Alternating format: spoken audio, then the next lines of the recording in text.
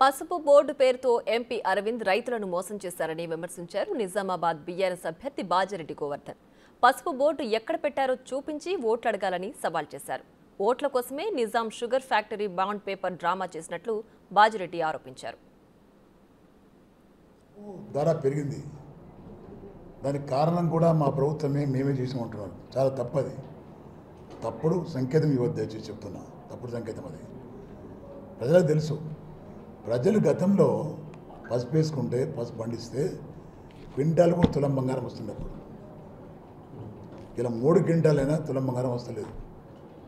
ఎంత తగ్గిపోయింది, ద్రవ్యోల్బణం పడడం అనేది చాలా తగ్గిపోయింది. మరి అదేవిధంగా ఇవాళ 20,000 21,000 క్వింటాలకు వస్తున్నది. దానికి కారకుడు నేనేం చెప్పడం తప్పు. దానికి కారకుడు నువ్వు కాదు. రైతులు పంట తగ్గించింది కాబట్టి, డిమాండ్ పెరిగింది కాబట్టి దాని రేటు 21, 22 దాకా పోతుంది. దానిలో నీ గొప్పతనం ఏం లేదు. ఒకసారి పేజీలు తిరిగేసి చూసుకుంటే 2009, 10, 11, 12 దాకా వచ్చాయి అనుకుంటా.